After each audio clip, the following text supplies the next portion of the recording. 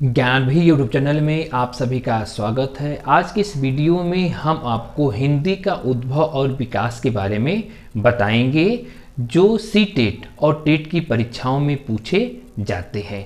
तो ऐसे रोचक जानकारी को प्राप्त करने के लिए हमारे चैनल को सब्सक्राइब करें, बेल आइकन को भी प्रेस कर दें जिससे समय समय पर आपको वीडियो का नोटिफिकेशन प्राप्त होता रहे।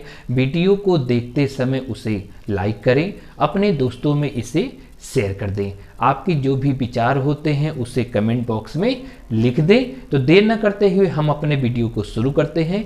आप हमारे साथ बने रहिए। आज की इस वीडियो में हम आपको हिंदी का उद्भव और विकास के बारे में बता रहे हैं। आप इसे ध्यान से सुनेंगे, देखेंगे तो आपको एक अच्छी सी जानकारी प्राप्त होगी जो आपके सी टेट और टेट में बहुत उपयोगी होगी। तो सबसे पहले हम लोग जानने का प्रयास करते हैं कि हिंदी का जो उत्पत्ति है या हिंदी का उद्भव है और विकास कैसे हुआ।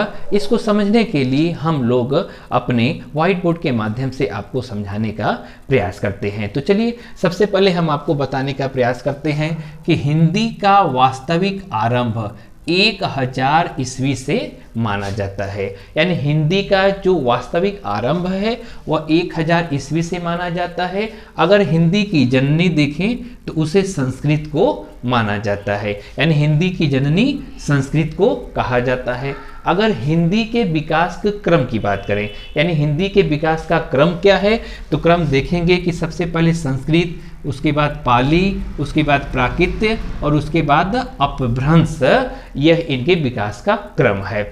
अगर हम हिंदी साहित्य का काल विभाजन को देखा जाए कि हिंदी साहित्य के काल विभाजन कितने हैं, उससे पहले हम लोग ये जानने का प्रयास करते हैं कि हिंदी साहित्य का काल विभाजन का नामकरण किसने किया था।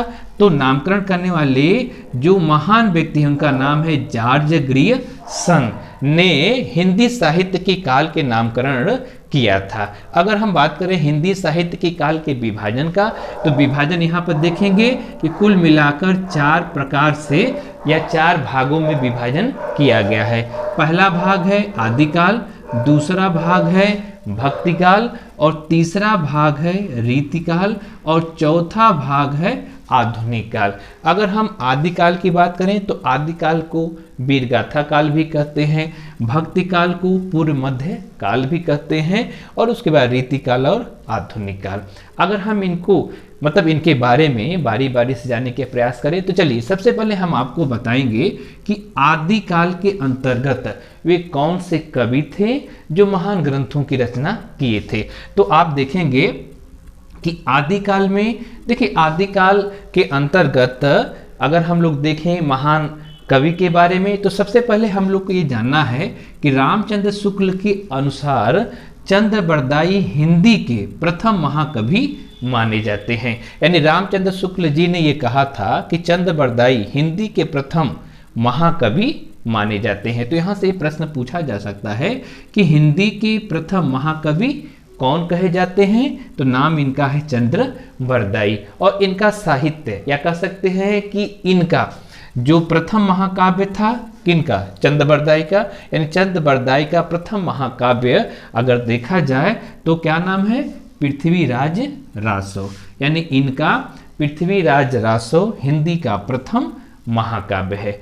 आदिकाल के अंतर्गत कुछ ऐसे कवियों के नाम देखते हैं और उन कवियों नाम देखेंगे, उनकी रचना देखेंगे कि कौन कौन से है। तो सबसे पहले देखेंगे कि बीसल देव रासो जिन्होंने नरपति नाल ने लिखा था, यानी बीसल देव रासो नरपति नाल ने लिखा था और काव्य रचना क्या था, गेय काव्य रचना है। उसके बाद देखेंगे हमीर रासो सारंगधर ने लिखा था, परमाल रासो जगनिक ने लिखा था, उसके बाद जो है खुमार रासो दलपति विजय ने लिखा था, जो एग्जाम में पूछे जा सकते हैं। तो अभी मैंने आपको आदिकाल और वीरगाथा काल के अंतर्गत प्रमुख जो कवि थे और उनकी जो रचना थी उनके बारे में बताए। अब हम चलते हैं दूसरे काल की तरफ जिनका नाम है भक्तिकाल, और भक्तिकाल को कहा जाता है पूर्व मध्य काल। देखिए भक्ति काल के बारे में देखेंगे तो इनका पहले समय काल जानते हैं। इनका समय काल है 1350 से लेकर 1650 इनका समय काल है। अगर हम बात करें भक्ति काल की, जो संत काव्य के प्रतिनिधि किसे कहा जाता है, तो संत काव्य के जो प्रतिनिधि थे कबीर को माना जाता है।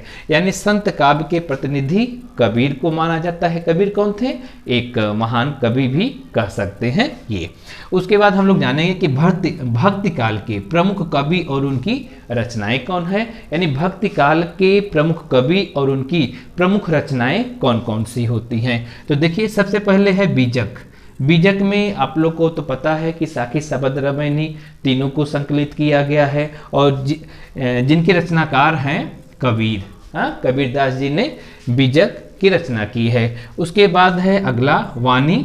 वाणी को लिखने वाले हैं, यानी वाणी के रचनाकार हैं रैदास। और उसके बाद है सुंदर विलाप, और सुंदर विलाप को लिखने वाले हैं सुंदर दास। उसके बाद है चित्रावली, और चित्रावली को लिखने वाले हैं उस्मान। उसके बाद है सुदामा चरित्र, और सुदामा चरित्र को लिखने वाले हैं नरोत्तम दास। देखिए, ये सब चीज़ें जो होती है मुख्य रूप से एग्जाम में पूछी जा सकती है। आगे देखते हैं रामचंद्रिका, रसिक प्रिया और कवि प्रिया। अब इनके रचनाकार कौन है? केशवदास। ये जितनी चीज़ें थी मैंने जो है बताया कि ये सभी रचनाएं थी, और इन रचनाओं को लिखने वाले कौन थे तो उनके बारे में बताया। अब हम आपको बताएंगे रीतिकाल के बारे में, क्योंकि सबसे पहले बताए आदिकाल के बारे में, भक्ति काल के बारे में, और अब बताएंगे रीतिकाल के बारे में। रीतिकाल का समय काल देखते हैं सबसे पहले कि रीतिकाल का समय काल क्या है। देखिए, रीतिकाल का समय काल है 1650 ईस्वी से लेकर 1850 इनका समय काल है। अगर हम रीतिकालीन की बात करें कि रीतिकालीन काव्य ये कैसे थे? दरबारी संस्कृति का काव्य है। यानी रीतिकाल के जो कवि होते थे वह दरबारी कवि कहे जाते थे। अब रीतिकाल में जो कवि थे उनकी रचना कौन कौन सी थी उनकी हम देख लेते हैं। उससे पहले हम आपको बता दें कि रीतिकाल ब्रज भाषा का स्वर्ण युग कहा जाता है। इसे याद रखना है कि रीतिकाल ब्रज भाषा का स्वर्ण युग कहा जाता है। अब चलिए रचनाएं देखते हैं कि इनकी कौन कौन सी रचनाएं हैं, और जो रचना है उनके रचनाकार कौन कौन है। देखिए, पहली रचना का नाम है रस रहस्य। अब इनके रचनाकार हैं कुलपति मिश्र। उसके बाद है वृंद सतसई, और वृंद सतसई के जो कवि हैं वृंद हैं। उसके बाद है भाषा भूषण, और भाषा भूषण के कवि हैं राजा जसवंत सिंह। उसके बाद है रसविलास, सिंगार मंजरी, काव्य विवेक, और इसके कवि हैं चिंतामणि।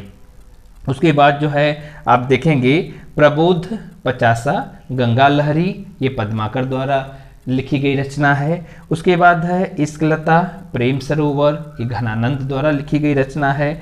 अष्टयाम और रसविलास, ये देव द्वारा लिखी गई रचना है। ये सबसे ज़्यादा एग्जाम में पूछी जाती है अष्टयाम रचना।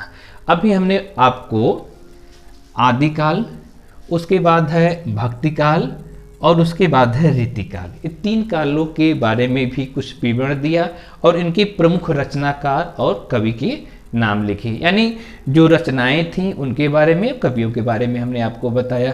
अब चलते हैं अगले काल के बारे में। तो अगले काल का नाम है आधुनिक काल। यानी आधुनिक काल के बारे में आप जानेंगे कि इनका समय सीमा क्या है। तो देखिए, आधुनिक काल का जो समय काल शुरू था 1850 ईस्वी से लेकर अब तक, यानी आधुनिक काल का समय सीमा 1850 से लेकर अब तक ये माना जाता है।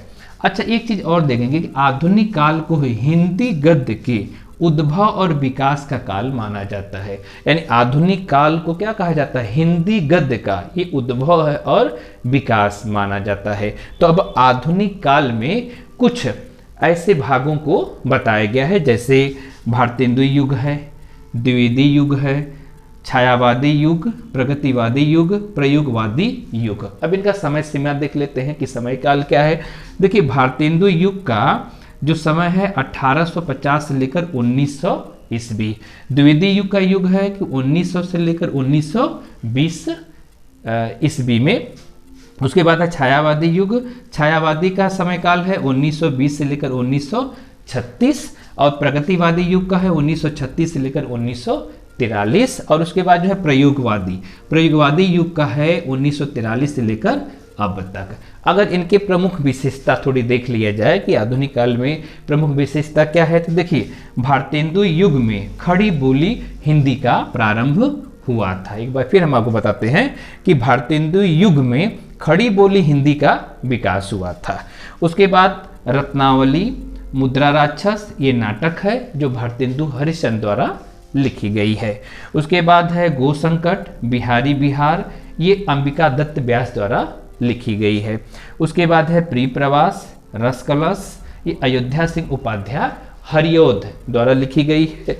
और उसके बाद है यशोधरा, द्वापर, रंग में भंग, और ये मैथिली शरण द्वारा लिखी गई एक रचना है। तो देखिए यहाँ पर हम बताना चाहते हैं कि आधुनिक काल में हिंदी गद्य का ज़्यादा विकास हुआ है, और यहाँ पर जो भी चीज़ें हम देखेंगे तो खास करके गद्य रूपी है। जैसे अब यहाँ पर रत्नावली, मुद्रा राक्षस, ये नाटक है जो भारतेंदु हरिश्चंद्र द्वारा लिखी गई है। अगर नींव की बात करें तो आधुनिक काल का नींव जो है भारतेंदु हरिश्चंद्र के द्वारा जो है मानी जाती है, यानी भारतेंदु हरिश्चंद्र द्वारा ने ही आधुनिक काल के कह सकते हैं लेखक कहे जाते हैं। वैसे भारतेंदु युग के प्रवर्तक कौन थे, यानी भारतेंदु हरिश्चंद्र को कहा जाता है। तो अभी मैंने आपको हिंदी का उद्भव और विकास के बारे में बताया कि हिंदी का उद्भव कैसे हुआ, उसके बाद जो हिंदी साहित्य का काल विभाजन कैसे किया गया।